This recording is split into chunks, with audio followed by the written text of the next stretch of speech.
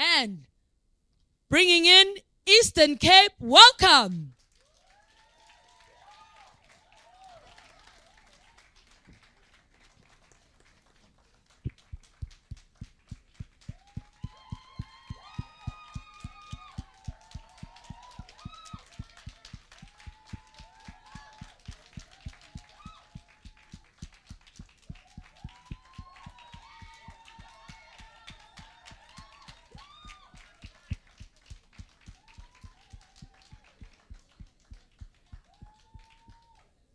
Viva Eastern Cape, viva!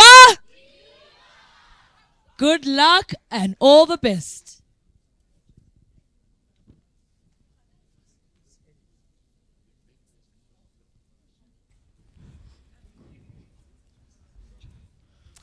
BRICS is an acronym of the world's grouping leading emerging economies, namely Brazil, Russia, India, China, and South Africa. Madam Director, ladies and gentlemen, our judges, all protocol observed. Standing before you is Yawa Asekona, and I'll be representing the Eastern Cape. South Africa stands on the verge of a new era. Why do I say so? South Africa has always been seen as the rainbow nation of the world and the economic jewel of Africa. However, to date, it is stated as being the most unequal country by the World Bank, with 33% of its unemployment rate. With 60% of the youths between the ages of 15 to 24 being unemployed in this country. Statistics reveal that more than 55.5% of the world's population, or 30 million people, still live below the national poverty line of 992 rands per month. The energy crisis is getting out of control. And did you know, the country loses 50 million rands daily due to load shedding. What can be done to turn around the South African economy? Well, it is important to note that for South Africa to overcome this deficit, the country must focus on developing an integrated transport network, improve technology, uphold the rule of law, and increase the country's attractions as to why it is an investment destination. Most importantly, it must fix the energy crisis. South Africa cannot achieve these key requirements alone. It needs partners. For South Africa, being part of the BRIC countries means that the country can create more economic growth opportunities. How, we ask? The BRIC countries Brazil, Russia, India, China, South Africa, and post-22 to the 24th August 2023 summit in South Africa. 6 new countries, Argentina, Saudi Arabia, UAE, Egypt, Ethiopia, and Iran would be added on the 1st of January 2024. BRICS, with its new development bank that offers alternative financial institutions to the Western global systems. BRICS has the potential of enabling South Africa's domestic challenges as well as positively impacting Africa. With its current form up that make 46% of the world's population. How the country can move on will be expanded by my fellow team members. Speaker number 2 will look at how an integrated transport network must look like and how we can improve technology. Speaker number 3's focus will be on the rule of law and why it is essential for economic growth. Speaker number 4 will highlight on the country's diverse attractions as to why it is an investment destination. Finally, Speaker number 5 will summarize and conclude on the team's standpoints regards to South Africa's economic recovery plan would be. I now hand over to the second speaker. Good day. Standing in front of you is Yekelo Abulela, the second speaker, proudly representing the Eastern Cape. For South Africa to advance, it needs integrated technologies that can be leveraged to create a safer and more effective transportation system, leading to an improved economic growth and productivity. The South African government must allocate resources for the development and maintenance of the modern and effective transport infrastructure. Now, this means that the roads, railways, ports, and airports should be boosted technologically, as this would allow the movements of people and goods to flow. This will also limit the billions of rands spent over road accident fund claims, as there will be a sustainable transportation.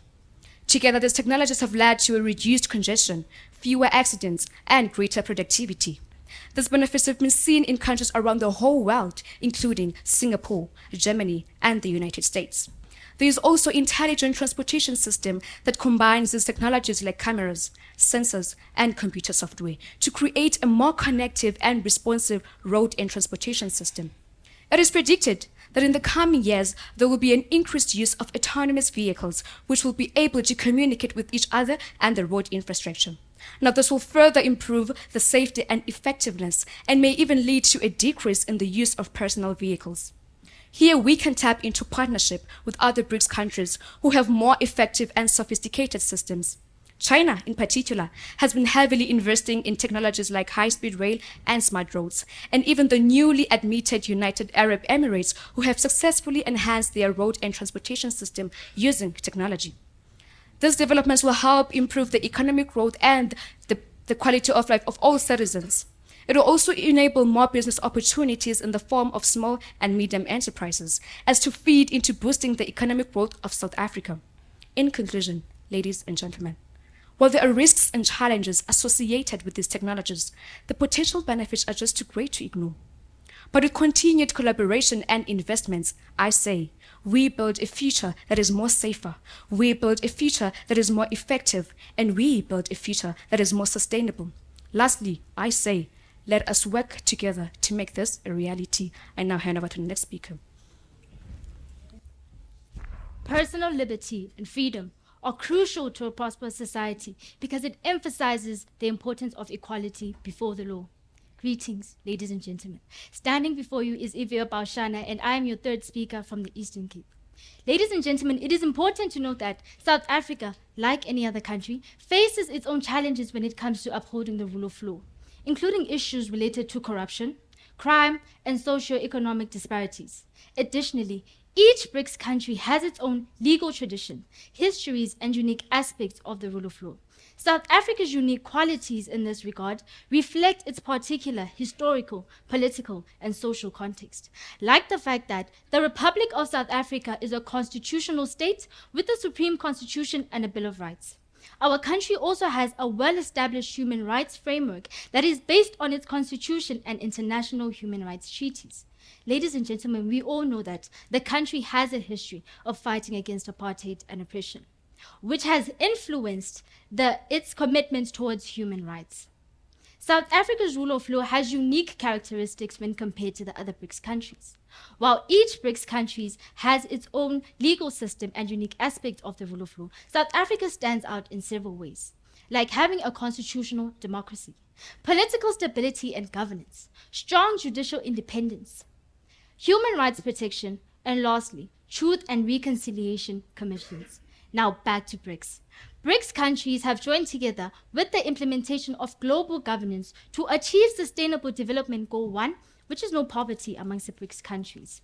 The 17 Sustainable Development Goals need an urgent call for actions for all countries, both developed and developing, in a global partnership. They recognize that ending poverty and other deprivations must go hand in hand with strategies that improve health and education, that reduce inequality, and that spur economic growth. Upholding the rule of law is vital to ensure a stable legal system because it creates legal certainty and protection for people and property. South Africa is known for its robust constitutional democracy. It has a progressive and comprehensive constitution that enshrines fundamental rights and principles. Therefore, ladies and gentlemen, I conclusively say that the rule of law is the cornerstone of South Africa's legal system because it provides a strong framework for democratic governance. I now hand over to the next speaker. What makes South Africa a unique investment destination? Good day. Standing before you is Plexidis Savanu, and I'll be your fourth speaker. South Africa is a nation rich with natural resources, cultural diversity, and untapped potential. Has long been recognized as a promising investment destination. For South Africa to remain relevant to investors, it must provide them with strong investor confidence. In recent years, South Africa has faced social and economic challenges. To improve South Africa's investment appeal, it has to focus in these key several areas, such as infrastructure, addressing corruption, enhancing business environment, and promoting sustainable economic growth. How can we promote sustainable economic growth? It is by encouraging investor confidence, business environment, property rights, contract enforcement, and reduction in corruption. By implementing this strategy, South Africa can position itself as an investment hub, fostering economic development, and job opportunities. With the help from BRICS, South Africa can achieve these goals. The government should focus on diversifying the economy by investing in sectors such as renewable energy, technology, and manufacturing. South Africa can become a lead green technologies, and this will attract investors seeking clean energy. Green energy initiatives can also attract investment from companies looking for sustainable practices. To make South Africa more attractive as an investment destination, it has to address these key areas simultaneously. Remember, ladies and gentlemen, Rome was not built in a day, but through hardship and perseverance it was accomplished. In conclusion, South Africa has the potential to become a thriving investment destination. The country can attract foreign direct investment, create economic development opportunities, job creation. South Africa can unlock its true potential and emerge as a leading investment destination in Africa, but only with the right policies and reforms in place. I now hand over to the next speaker. And I'm today and proud to be South African. Greetings to you all. Standing in front of you is Atengosim Chamane from the Eastern Cape. Our beautiful country is seen as a gateway to Africa. However, Statistics South Africa Survey 2023 indicates that 68.8% of South African households use taxi services daily, followed by a 21.1% that use community buses, and a 9.9% that use rail. Now, the majority of the country depends on the transportation system. And so this emphasizes the significance of Speaker number 2's call for a development of a sustainable transportation system. And so South Africa is known for its robust constitutional democracy. In 1996, it was praised as one of the most progressive and comprehensive constitutions. Now, Speaker number 3 has highlighted the role it plays in the protection of the basic human rights. Now, this strengthens our political stabilities, for all citizens, myself included, have rights. And so we realize, on having listened to the topic on investment tackled by Speaker number 4, that the level of private sector investment is now 20% less than what it was before the financial crisis in 2008. And so the speaker has highlighted mechanisms that can make South Africa an investment destination again. But worry less, Mzansi. We've got this.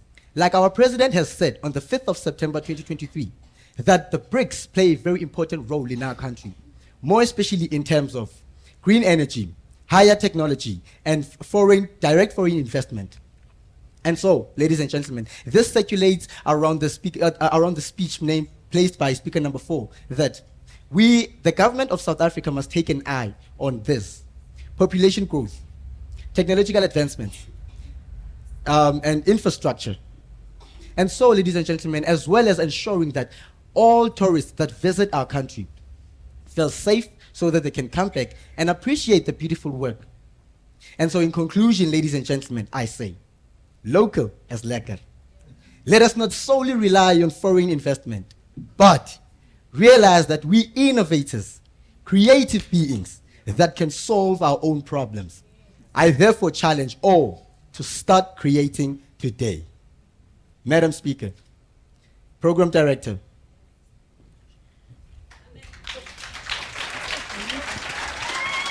let's go. Our BRICS. Our BRICS. B for building a better infrastructure. I for rule of law must be upheld. I for increase in investment and tourism. C for combat corruption. And S for a safer South Africa. Viva Eastern Cape, viva!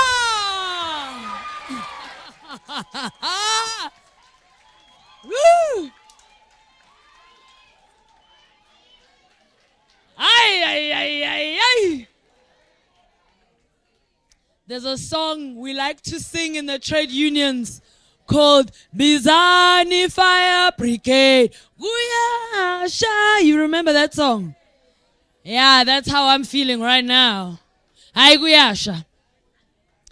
These children. I know these children. I don't even know where to start with this program. Yes, we need the ministers. But in all honesty, I'm at the point now where I feel like we are poorly represented as a country. I would like these kids to be our MPs, quite frankly. Aye, Gabi. But no, we must appoint them. Yes, comrade, we must appoint them. Aye, we must appoint them. I'll be the first one to start that campaign. Because this is what is needed in South Africa. We need to shake things up. We need fresh ideas. We need energy. And are these kids not bringing us the ideas and the energy and the solutions? I'm just loving how they see the challenges that we're facing. And unlike us, we have a habit of throwing our hands up and ooh, crisis. Huh? They've got solutions. And I really think I've got to say this because, and I'm going to say this, I've got the right to say this. I used to be a journalist. I'm going to critique the industry. I feel that as South Africans, we've got a very warped sense of who we are. And the reason we've got a warped sense of who we are is because we do not dedicate time, resources, and energy to showcasing what we just witnessed today.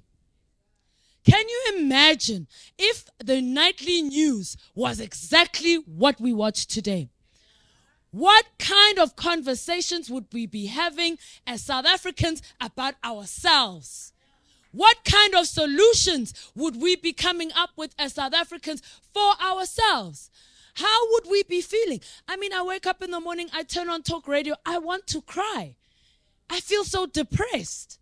I feel like everything is, we're losing. But this morning, I feel like we're winning. Something has to change. And I'm going to say this because even when I was a journalist, I had a problem with this. The newsroom I came from, the attitude was, if it bleeds, it leads. If I pitched a story about a debate competition of young people, I'm telling you now, my editor would have said, no, that's not a story. That's how the average newsroom operates, unfortunately. Where the only thing that motivates journalists is bad news, corruption, crime, death, and negativity, and hopelessness. I said this once to one of my colleagues when I was still a journalist. I said, I feel like I'm a vulture because all I do is go from one carcass, one crime scene to another. There's no good news. It's as if South Africa has no good news. Did we not get some good news today? And I think we need more of this good news. This is what I want to see on TV. I want to turn on my television and see young people giving solutions to our problems. Coming up with ideas.